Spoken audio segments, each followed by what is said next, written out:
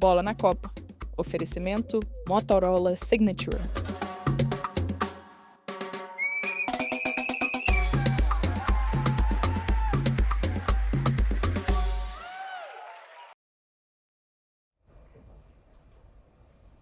Olá, bom dia, sejam todos muito bem-vindos. Eu sou a Laísa Dallagnol e esse é o Bola na Copa que começa agora. Bom, foi no sufoco, mas a Inglaterra conseguiu vencer a República Democrática do Congo de virada. Harry Kane se tornou o herói da partida e agora os ingleses enfrentam o México no Estádio Azteca no próximo domingo. E a seleção de Senegal teve vantagem até os 40 minutos do segundo tempo, mas abriu espaço e tomou uma virada histórica para a Bélgica com direito a pênalti polêmico. E mais um anfitrião classificado. Mesmo com um a menos, os Estados Unidos superaram a Bósnia e vão encontrar a Bélgica ao gosto dos americanos em 2014. Aqui comigo no estúdio, a Maurícia Segala e Alessandro Giannini. Bem-vindos, bom dia. Bem-vinda, Laísa. Bem-vinda eu, né? Eu que sou nova aqui hoje. E dos Estados Unidos, Marcos Uchoa, Fernanda Arantes e Fábio Altman. Bola na Copa tá começando agora. Bola na Copa. Oferecimento Motorola Signature.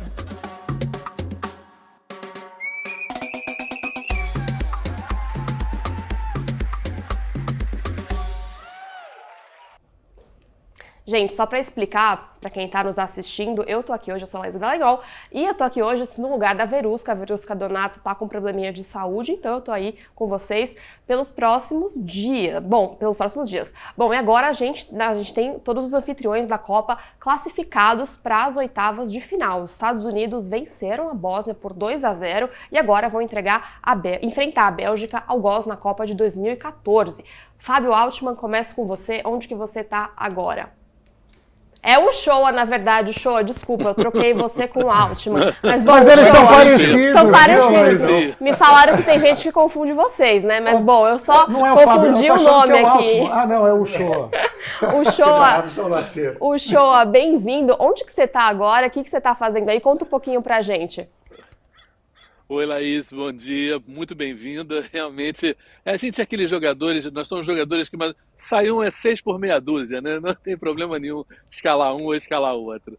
Eu estou em Los Angeles, né? E eu estava muito perto desse jogo dos Estados Unidos, que foi aqui na Califórnia também.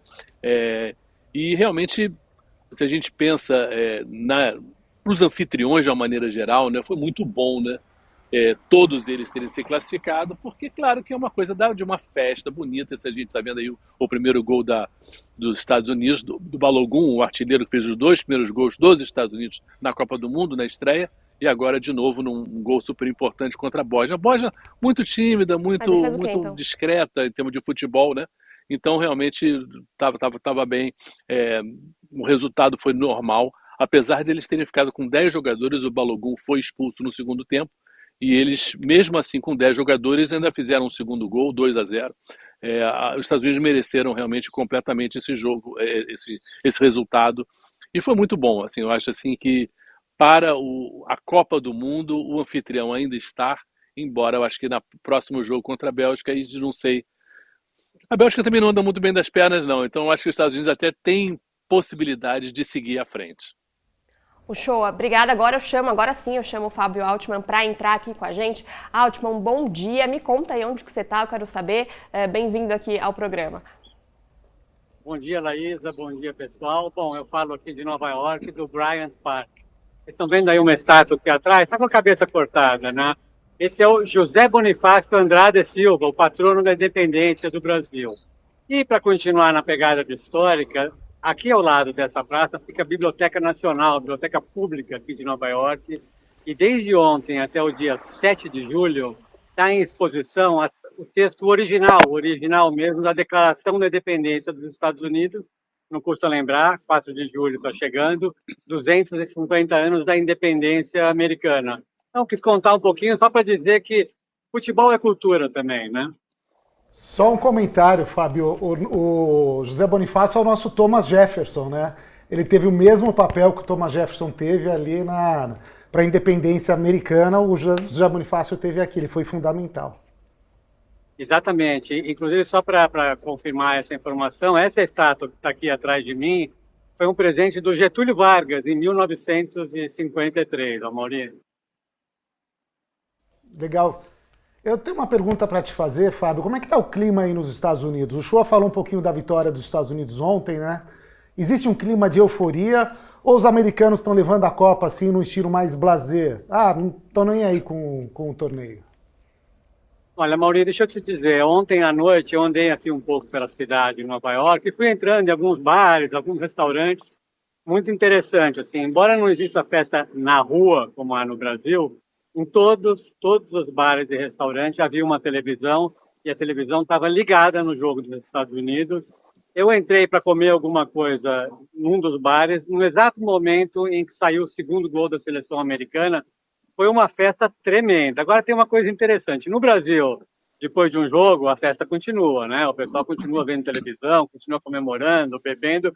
Curiosamente, aqui, não curiosamente, talvez esperado, saiu o gol americano, muita festa, acabou o jogo também, festa. 2 minutos depois, mudaram de canal, mudaram de conversa e não tinha mais futebol. Então, assim, eu diria que sim, há muita animação, é muito interessante ver aqui por Nova York, nas lojas, em todos os comércios, camisas sendo vendidas. Aí é parelho, camisas da Argentina e camisas da seleção brasileira. Mas eu diria assim, que ao contrário do que a gente podia supor, há sim um clima de Copa do Mundo muito forte, muito bacana. Bom, eu chamo agora a Fernanda Arantes para entrar aqui com a gente. Fernanda, o que você achou do jogo? Eu vi que no jogo de terça-feira, México e Equador, você estava no Tex-Mex ali bastante animado, né? O que você achou desse jogo de ontem nos Estados Unidos? Oi, pessoal! Oi para todo mundo, bem-vinda, Laísa. Bom, tava num Tex-Mex ali, mas agora já estou em Nova York também para a gente acompanhar o jogo da seleção e sentir um pouco dessa atmosfera, como o Fábio, né, o Mauri mesmo perguntou, como que está sendo essa Copa do Mundo aqui nos Estados Unidos para os americanos. Também senti um pouco, né, muito pouco ali aquele entusiasmo do jogo dos Estados Unidos, mas havia mais do que antes. Alguns eventos eles estão até, né, batendo ali lado a lado com a Copa do Mundo para o americano. A gente já passou por uma final de NBA, a gente está pertinho do 4 de julho agora, e há inclusive a dúvida, né, sobre as fanfests, se estarão abertas no dia do jogo do Brasil, porque é um dia depois, né, do 4 de julho, que é comemorado por aqui, e há essa dúvida. Mas os americanos parece que com essa partida se animaram ainda mais, um enredo muito interessante, já que o herói que começou ali com gol também foi expulso, teve que contar com o Malik depois para conseguir, né, mais um gol e deixar a expulsão um pouco de lado, e senti que os americanos ficaram entusiasmados, sim, mais entusiasmados, mas é como o Fábio falou, acabou o jogo também, não há sinal de continuar a comemoração como a gente tem visto em outras seleções. A televisão já muda o assunto, já continua a grade normal, muitos até voltam a falar, né, da próxima temporada de NBA e deixam um pouco de lado culturalmente o futebol, que para nós é bem estranho. Fernanda, eu queria fazer um comentário, queria saber a percepção de vocês também. Eu tenho visto um time americano leve, né? Um time, o Pochettino, de fato, ele conseguiu montar um grupo ali que me parece muito coeso, muito afim de seguir adiante nessa Copa. É a terceira Copa seguida que os Estados Unidos vão para as oitavas de final. Existe isso mesmo, essa união da equipe? Vocês têm notado isso do time americano? Da minha perspectiva, há até mesmo pelos resultados. Eu acredito que com 3 vitórias já nessa Copa do Mundo, só teve uma derrota ali para a Turquia, são 5 anos sem ganhar, né, de uma seleção europeia. A última vez foi em 2021 contra a Irlanda do Norte, 2-1. Então, tudo isso que vem buscando, esses tabus, esses resultados, tem animado não só a seleção, que sim, parece bem mais leve, mais tranquila, com ídolos definidos, né, em tudo que é canto nos estados, mas também dessa integração dos americanos também com a sua seleção nacional de futebol. Ô, Shoa, eu queria te perguntar do pênalti. Qual a sua visão desse pênalti que foi tão comentado, né? De ter sido ou não? Aí você está falando qual pênalti? Da Inglaterra? Da expulsão, perdão. Eu estou falando do Da pênalti. expulsão do da Balogun. expulsão, Ah, tá. da expulsão que Ah, o do Klaus Balogun. expulsou. É, Isso, perdão. E isso adiantando, Janine, é curioso que, por exemplo, na hora do jogo, você via muito carro. Eu cheguei um pouquinho atrasado em casa, então estava cheio de gente na rua, e a gente sempre nota no Brasil, né, muito menos carro na rua na hora de um jogo do Brasil, né? E isso é o lado negativo. Mas o lado positivo, que parece que os americanos estão entrando muito nessa vibe de Brasil, de Copa do Mundo, que é exatamente essa questão da expulsão. O Balogun, ele disputa a bola com o zagueiro da Bósnia, e ali ele está desequilibrado, ele com a perna direita ele pisa, né, no calcanhar do cara da Bósnia. O Rafael Claus, o brasileiro, que é o juiz do jogo, ele não marcou falta só, e aí o VAR foi chamar ele para ver o lance de novo. Olha só, reparem aí, ele realmente dá uma pisada e o tornozelo dele gira, o tornozelo do zagueiro da Bósnia, e realmente aí quando você vê em câmera lenta é feio demais, realmente parece algo violento, ele acabou recebendo cartão vermelho. A discussão toda foi, poxa, mas não foi isso tudo, ele não queria fazer isso tudo, ele estava meio de lado, ele não estava nem vendo direito onde é que estava a perna do zagueiro, então essa discussão toda, que é uma discussão que nós fazemos o tempo todo, né, sobre se o juiz estava certo, se o VAR estava certo ou não, eu achei que realmente estava mais para cartão amarelo do que para vermelho, exatamente porque não havia intenção ali, houve ali um certo estabanamento, assim, estava muito estabanado ele ali na disputa de bola, mas não achei que era para vermelho, não. Agora, vai fazer muita falta para os Estados Unidos, é o principal artilheiro do time, né? O Balogun, né? Filho de nigerianos, etc. Tal, joga na Inglaterra, enfim, mas aliás, joga na França, para falar a verdade. Mas eu acho que foi um pouco severo. Só comentando um pouco, o show, a grita foi enorme, inclusive de jogadores da NFL, né? Que disseram que não era para tanto. Na minha visão, assim, e que outra coisa que falaram é que o cartão vermelho foi dado em cima de um slow motion que não era para ser tão cruel assim, tão rígido. Eu, na verdade, acho Amarelinho aí tá bom demais, né? Cartão amarelo, pelo amor de Deus. É. Agora, o Balogun Essa fez uma questão coisa do slow legal, né, o motion- Shoa? Desculpa te interromper, ele homenageou o LeBron James ontem na comemoração, né? Sim, Foi muito na bacana comemoração, né? isso. Não, o Balogun, essa coisa do slow motion, né, da câmera lenta, né? Ela realmente é uma coisa que sempre que se vê replay de gol, você bota em câmera lenta, porque realmente a percepção tem um lado que esteticamente até fica mais bonito, você observa melhor, mas não é a ação como ela é na hora, né? Então, muitos juízes, né? Eu sou amigo do Arnaldo César Coelho, ele é muito contra esse tipo de coisa, assim, porque realmente ele fala que distorce realmente o que acontece dentro de campo, né? E juiz Enfim, brasileiro adora um essas cartão, polêmicas. né? Né, o Shoa? Juiz brasileiro adora expulsar, impressiona. No brasileiro a gente vê toda hora isso. Bom, e lembrando que o Wilton, né, o Sampaio, né, da estreia da Copa, primeiro jogo, Exatamente. expulsou 3. Expulsou O Rafael 3. Claus está perdendo de 3-1 ainda. Bom, Posso ele fazer fala um Que ele teve comentário? na internet? Pode. Diga, Fábio. Pode, Fábio. Não, só um comentário para finalizar essa história da expulsão. O atacante americano agora faz a nobre companhia ao Ronaldinho Gaúcho, que marcou contra a Inglaterra na Copa do Mundo de 2002 e foi expulso.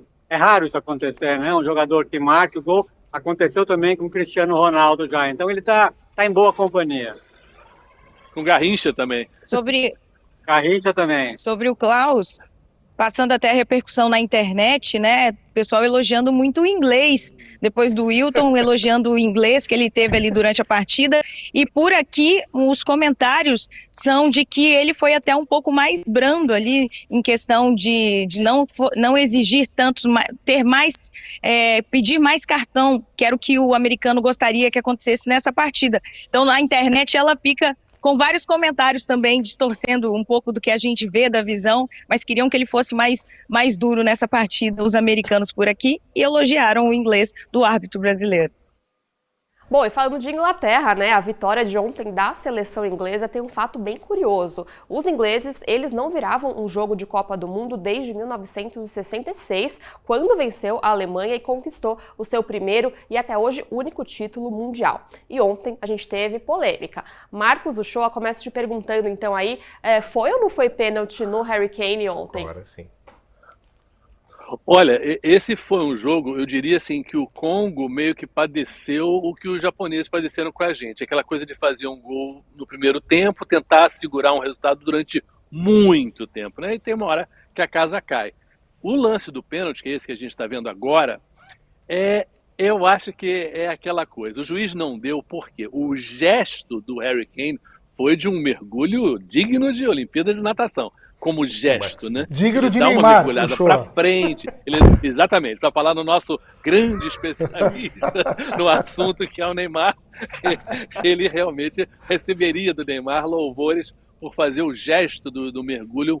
Agora, aí, se você vai no VAR, em câmera lenta, devagarzinho, aí você nota que, de fato, no final do mergulho dele, o goleiro realmente toca nele, mas ele já estava mergulhando.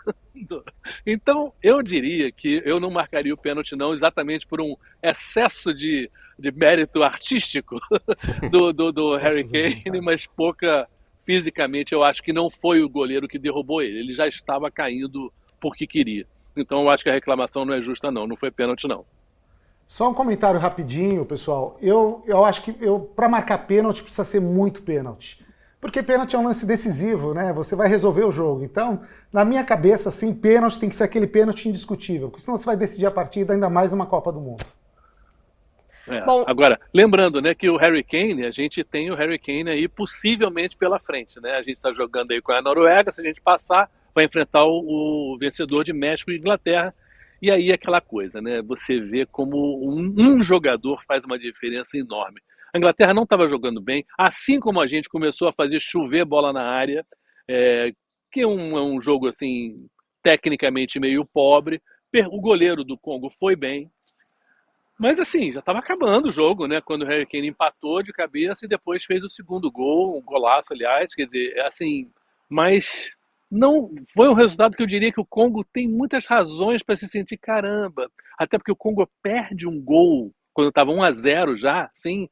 E o Issa chuta na trave, que foi assim, e estamos vendo agora o gol de empate do Harry Kane, que você vê como ele se desloca e busca a bola, ele não espera a bola chegar nele, ele vai na bola e faz o gol de cabeçada, realmente o empate foi muito bom.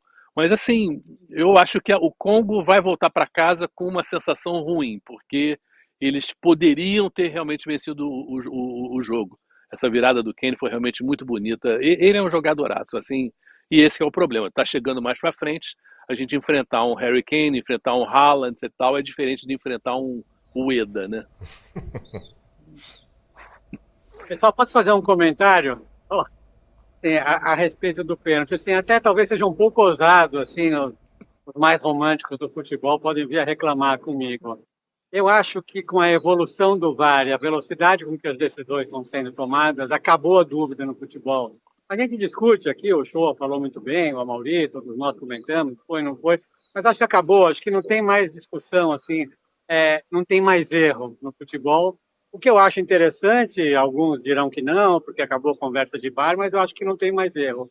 E sobre México e Inglaterra, não sei não, o jogo de México e Inglaterra vai acontecer na cidade do México, e algo me diz que será muito, muito difícil para a Inglaterra ganhar do México no México. Aí depois o México virar para os Estados Unidos é outra história, mas eu tenho a desconfiança que a trajetória da Inglaterra na Copa do Mundo vai acabar na partida contra o México. Até porque, lembrando, né, Fábio, tem o 12º jogador, que é aquela torcida que... E 2.000 metros de altitude. E 2.000 metros de altitude, mas a Verdade. torcida é fundamental, porque empurra o time e eles estão jogando assim...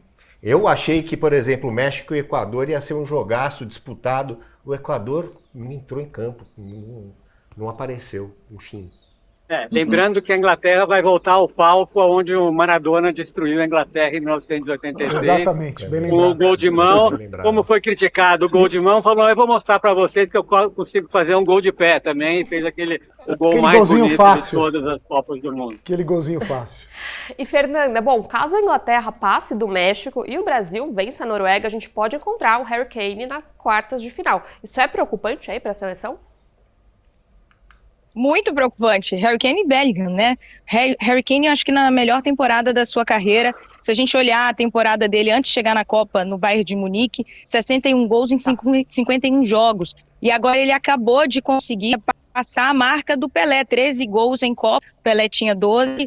E também passando, né, já passou inclusive o Lineker, que era o inglês com mais gol, com 10 gols, então, numa Copa do Mundo.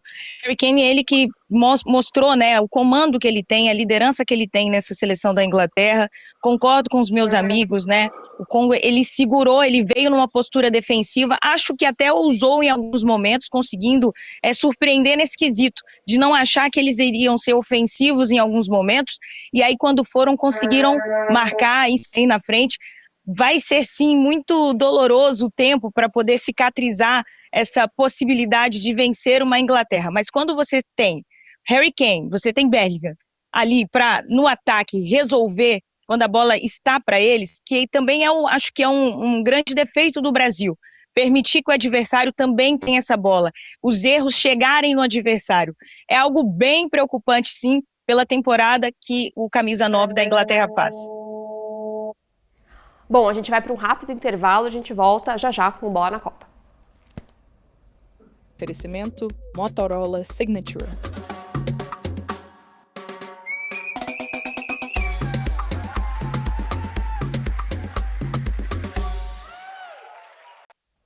Bom, a gente está de volta com o Bola na Copa. Minha pergunta agora é para o Fábio Altman. Altman, se a torcida brasileira amarga até hoje aqueles 4 minutos finais de 2022 entre Brasil e Croácia, como é que está hoje a torcida do Senegal depois daquela virada histórica de ontem? Sim, é realmente assim. A virada em Copa do Mundo muda o ambiente, né, de uma seleção. E é importante lembrar assim, que a seleção do Senegal vive uma crise interna muito forte. Assim. Eu li hoje pela manhã alguma coisa no jornal L'Équipe. O L'Équipe é um jornal francês que, evidentemente, acompanha muito de perto a seleção senegalesa. E, enfim, estão pedindo a demissão do treinador, há uma crise interna e é inacreditável, né, pensar que o jogo estava 2-0, faltando 4 minutos, leva um empate e depois a virada. É doloroso. E, enfim, a Bélgica vai seguir muito forte, porque uma virada em Copa do Mundo, até mesmo a virada do Brasil contra o Japão, faz crescer um pouco a moral dos jogadores, a possibilidade de resolver um jogo no final da partida, Laís. Só um comentário rapidinho, Fábio. Essa Copa está muito emocionante, né? O que tem de virada nos minutos finais, né? Brasil, o Marrocos fez gol no último minuto, a Noruega fez gol no finalzinho. Ontem o jogo da Inglaterra, todo aquele drama.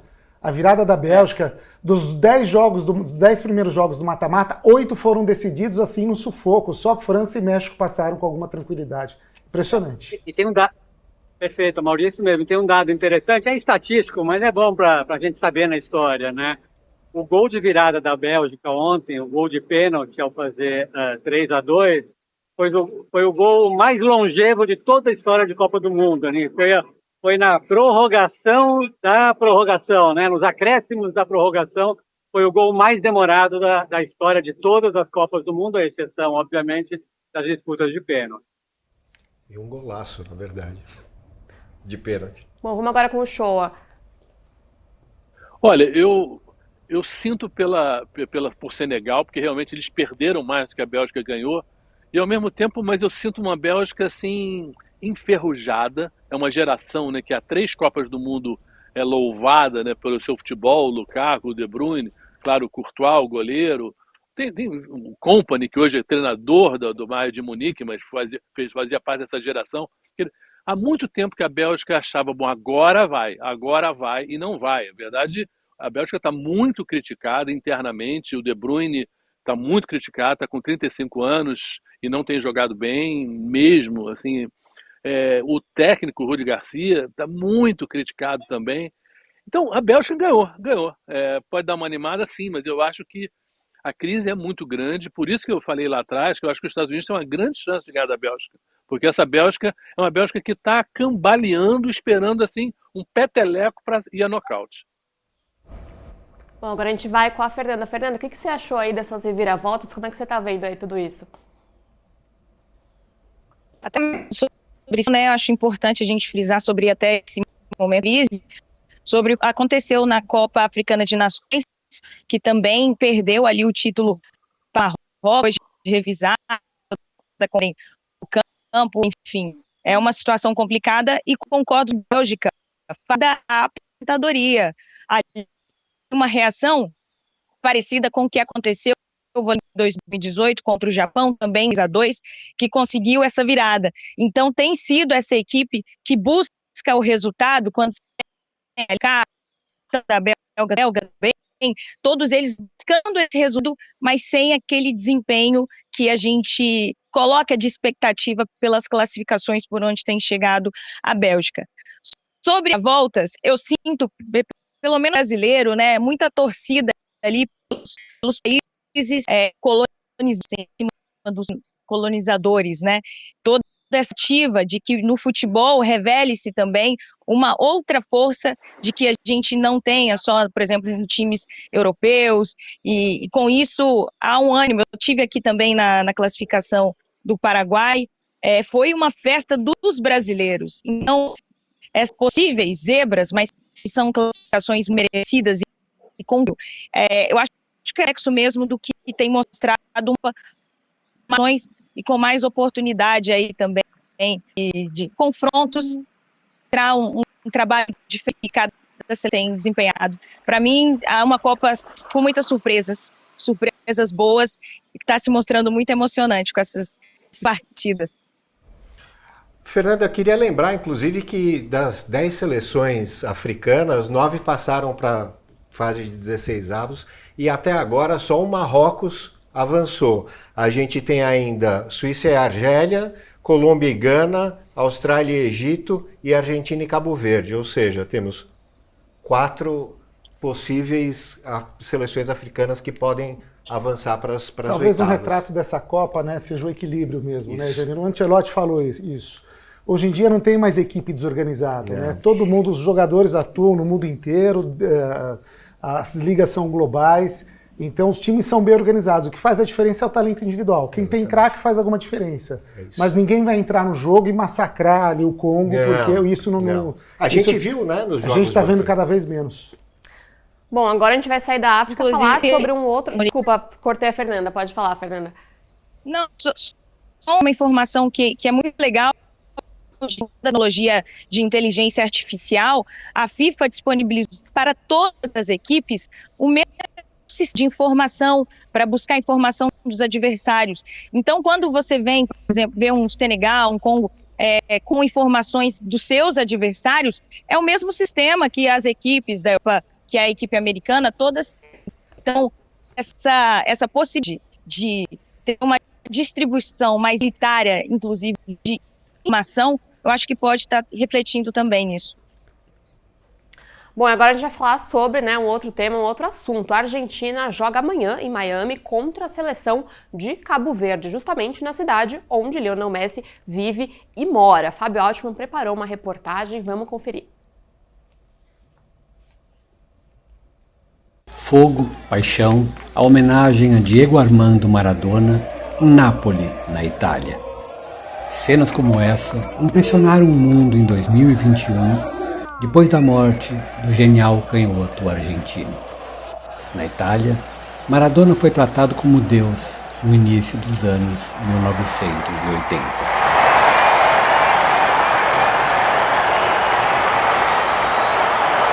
Amado, idolatrado, levava o futebol às alturas. E Lionel Messi, qual é a relação dele com a cidade onde vive, Miami, e onde a Argentina fará a disputa da fase de 16avos? Existe a mesma paixão de Maradona com Nápoles e de Nápoles com Maradona? Talvez seja tudo um pouco menos mercurial, mais rosa do que vermelho, tudo mais planejado, como se fosse um espetáculo. America's number 10, the best number 10 in the world, Lionel Andrés Messi.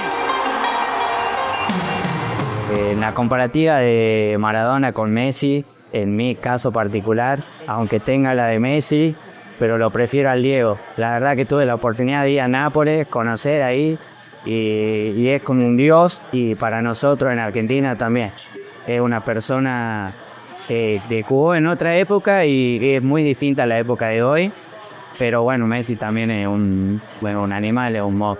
Mi opinión para diferenciar entre Messi y Maradona, Messi habrá ganado muchas más cosas, pero lo que dejó Maradona es un campo de juego con un mundial contra Inglaterra y todo lo que yo vi, lo que hizo Maradona en Boca, para mí es un jugador único y un motivador, y son distintas épocas, cada uno en su época. Yo tengo 60 años y lo que yo vi de Maradona y el fútbol que se jugaba antes era único, nada de bar ni nada de tirarse.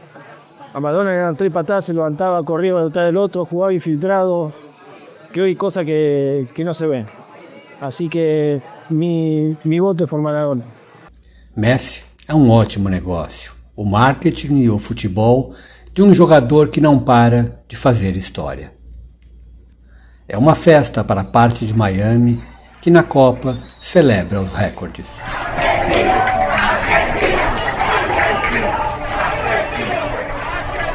Mas Maradona, o grande Maradona, foi sempre mais coração. Fazia a gente dançar.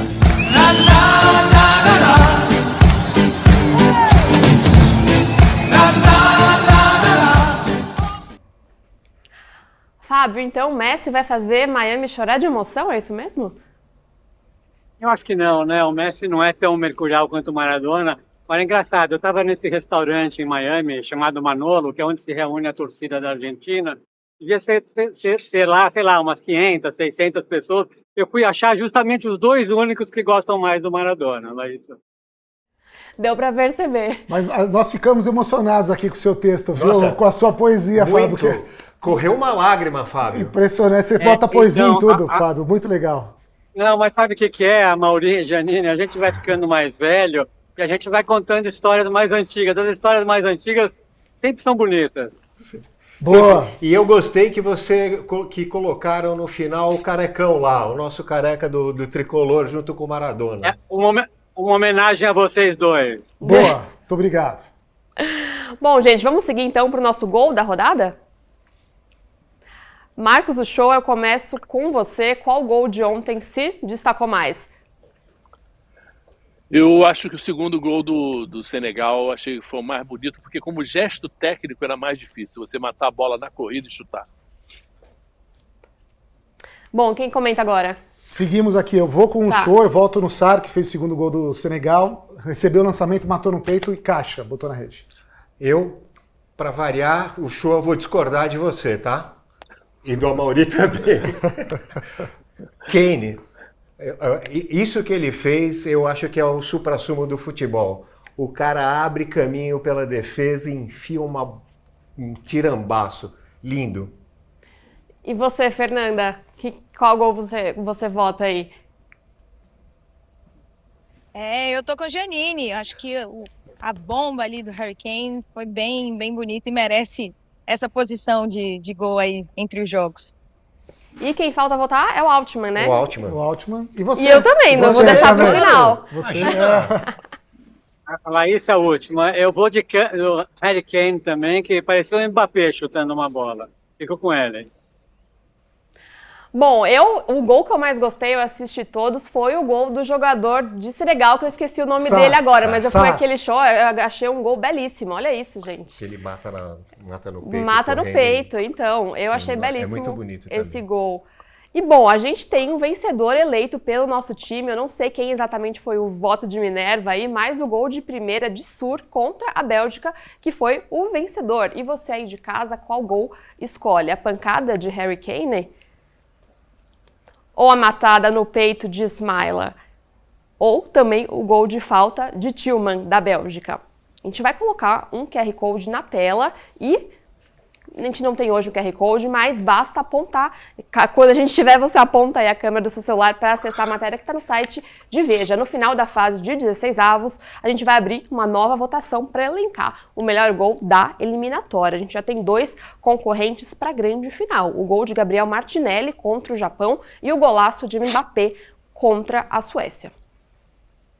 E falando dos jogos de hoje, a gente tem uma agenda mais curtinha. Fábio Altman, quais são os seus palpites? Só lembrando quais são os nossos jogos de hoje. Quais são os nossos jogos de hoje mesmo? Hoje nós temos Espanha e Áustria, Portugal e Croácia. Isso, e Espanha. à meia-noite a gente tem também Suíça e Argélia, porque é um jogo, porque é o jogo da meia-noite. Agora é o seguinte, para quem gosta do tic-tac, é o dia ideal ali, toquinho de lado, aquela troca ali, Espanha e Portugal são os principais representantes desse estilo de jogo. Mas já pensou se vem uma zebra? E o que o Altman acha dos palpites de hoje? Bom, vamos lá, rapidinho. Eu acho que vai dar a Espanha. Laísa, você não estava outro dia no programa, só quero lembrar que eu tenho acertado quase tudo. Eles vão dizer que não, mas enfim. Mentira, não acertou não, Senegal não. Você acertou uma até agora, Fábio. A Espanha vence a Áustria, teremos uma zebra que não é nem tão zebra assim. Croácia elimina Portugal. E no jogo mais sonolento da rodada, Suíça e Argélia, eu vou de Argélia. Eu acho o seguinte, aqui eu acho que Espanha e Portugal passam e a gente vai ter o Brasil e a Argentina da Europa na próxima rodada. E Suíça e Argélia é para dormir, né? Pelo amor de Deus, né, Você fala que eu não concordo com você, concordo 100%. Espanha e Portugal e Suíça e Argélia, vamos todos dormir direitinho ali debaixo das cobertas. E você, Fernanda, qual é o seu palpite? Espanha passa, eu acho que Espanha tá... Isso é Nova York, tá, gente? O tempo todo é buzina. Espanha passa, Espanha tá precisando até se afirmar um pouquinho mais, então acho que é o momento da Espanha. Tô na torcida por Portugal. Eu acho que esse jogo é muito interessante por ver, né, todo o ambiente ali de Cristiano Ronaldo, com Modric, que jogou muito tempo também no Real Madrid, enfim. Quero muito ver essa partida, tô na torcida por Portugal e também acho que a Argélia leva esse confronto da meia-noite, né, contra a Suíça. E eu só não tô acertando os resultados porque eu fiquei muito emocionada com os sul-americanos, que tô na torcida sim, não vou negar, então sempre que tem a possibilidade de eu apostar, igual eu apostei ali no Equador, eu tô tentando. Paraguai deu certo. Vou perguntar o palpite do Shoa, só para lembrar para você que está nos assistindo que tá o QR Code que eu mencionei, tá no lado inferior esquerdo aí da sua tela. Bom, Shoa, quais são os seus palpites então para os jogos de hoje? Bom, eu vou começar. Bom, Suíça e Argélia, eu vou botar Suíça. Espanha e a Áustria vai ser Espanha. O Lamine Yamal com 18 anos, eu acho que vai fazer um jogão. E aí, realmente, Portugal e Croácia tem Cristiano Ronaldo, 41 anos, Modric com 40 anos. Lembrando que a Serena Williams, em Wimbledon, tentou voltar aos 44 anos, perdeu, mas foi homenageada. O LeBron James vai sair do Lakers, já foi anunciado aqui do Los Angeles Lakers, vai procurar mais um clube, ele também com 40 anos. Quer dizer, essa coisa da saúde do atleta, né? E de quando que o atleta deve parar ou não parar, obviamente, eu acho que é uma discussão grande. Nessa Copa do Mundo a gente está vendo muitos jogadores e o Cristiano não tem jogado bem, o Modric também não tem jogado bem, o Cristiano tem sido mais criticado que o Modric, talvez porque a imprensa portuguesa seja mais passional em relação a isso, mas eu diria que vai dar Portugal. Eu acho que é um jogo mais gostoso de assistir, Espanha e Portugal, o jogo dos primos aí. Bom, a gente vai estar acompanhando com certeza Fernanda, o Shoa e Altman. Obrigada pela participação e obrigada a participação a Mauri e Janine aqui comigo hoje. Na verdade, eu que estou com vocês hoje, né? Vocês estão comigo. O Bola na Copa... Nós que agradecemos também a sua apresentação. Muito obrigado. Obrigada, tô começando, né? Mandou então, bem. vamos ver. Mandou bem. O Bola na Copa de hoje fica por aqui. A gente se vê então amanhã. Até lá. Bola na Copa. Oferecimento Motorola Signature.